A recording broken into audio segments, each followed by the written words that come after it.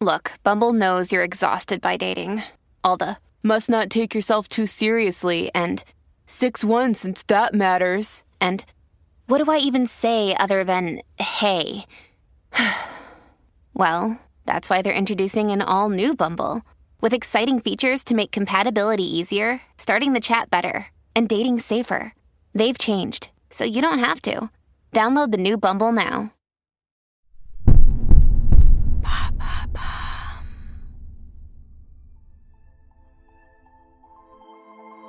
Ensemble, ils sont un univers entier de poésie et de sensualité. Serge Gainsbourg et Jane Birkin, Melody Nelson et l'homme à la tête de chou. Pour eux, aimer, c'est sublimer. Sublimer l'autre, sublimer leur amour en chanson. Une histoire de croissants, de cigarettes et de scandales. Une histoire d'amour.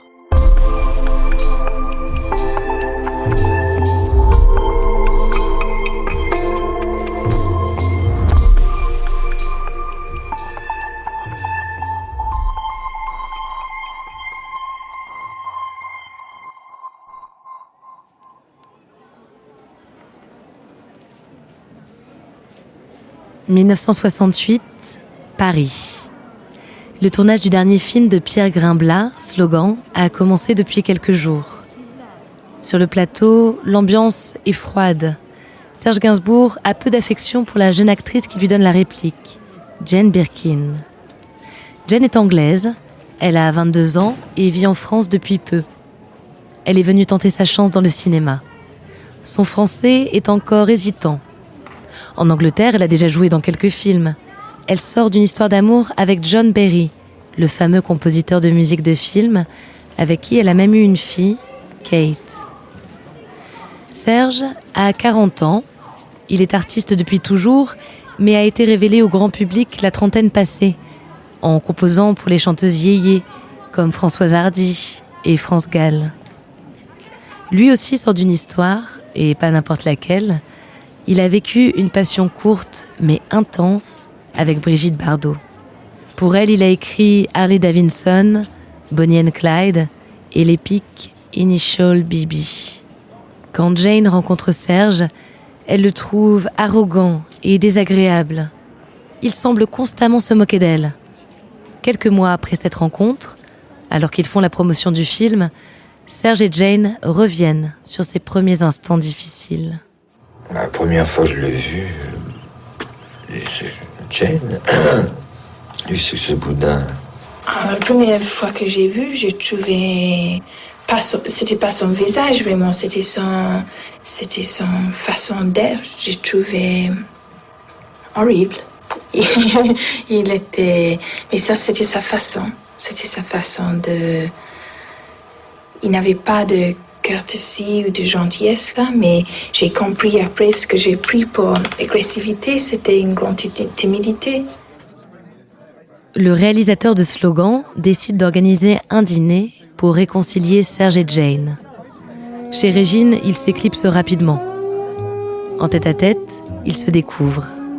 Jane propose à Serge de danser, il lui marche sur les pieds. Elle trouve ça délicieux. Ils passent toute la soirée en boîte de nuit. Madame Arthur, Raspoutine, Calavados. Ils les écument jusqu'aux premières lueurs. À Pigalle, ils mangent des croissants quand les premiers chants d'oiseaux se font entendre. Jane, des années plus tard, raconte la suite. Et on est parti à l'hôtel Hilton. Je pensais un peu que Serge, quand même, il allait m'emmener chez ses parents. Mais pas du tout. En plus, de dame à la desk, elle dit « Même chambre que d'habitude, monsieur Gainsbourg. » Donc, je me suis fait help. Et à Serge, j'ai demandé juste si je pouvais aller dans la salle de bain. Très gentleman, il disait absolument. Et quand je suis sortie, longtemps après, il dormait. Et j'étais partie au drugstore, qui était ouvert à cette époque-là. Et j'ai acheté le disque qu'on avait dansé dessus. Yummy, yummy, yummy, I've got love in my tummy. C'était une petite 45 tours. Je l'ai perché entre ses doigts de pied. Je me suis éclipsée. Je suis retournée à Hotel Esmeralda, couchée avec ma fille Kate. J'étais impec, il était impec. On était restés. Voilà. Serge et Jane deviennent inséparables. Ils s'aiment de manière totale, passionnelle. Une ardeur immédiatement créatrice. quelques mois après leur rencontre, ils enregistrent « Je t'aime, moi non plus ». La chanson avait été composée à l'origine pour Brigitte Bardot. Les paroles sont explicites, le scandale immédiat. La chanson est interdite en Italie, en Espagne et en Grande-Bretagne. Ils sont un couple très médiatisé. Ils représentent l'irrévérence, la sensualité et le style, évidemment. Pour elle, des robes courtes, transparentes, des jeans taille haute et toujours cette frange.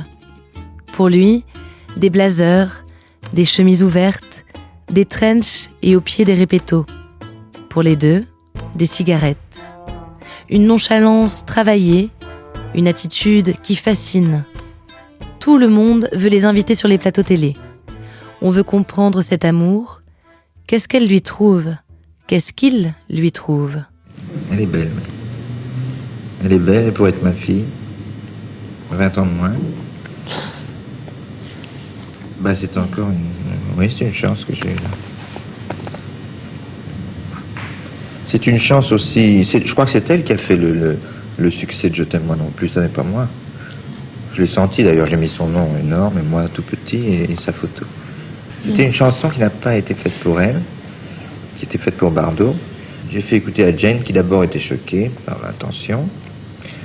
Puis je me suis mis au piano, nous avons gardé la tonalité Do majeur.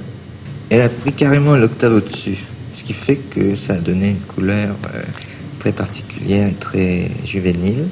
Et c'est ça qui a fait marcher le disque. En 1971, Jane donne naissance à leur fille, Charlotte. Ils vivent dans une maison rue de Verneuil, dans le 7e arrondissement de Paris.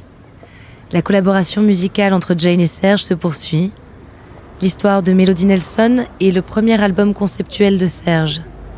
Il est construit autour de Jane, qui incarne la voix et l'image de Melody. Il y a aussi des succès commerciaux, des compositions plus profondes, une œuvre incroyablement diverse qui place Jane comme muse intemporelle de Gainsbourg.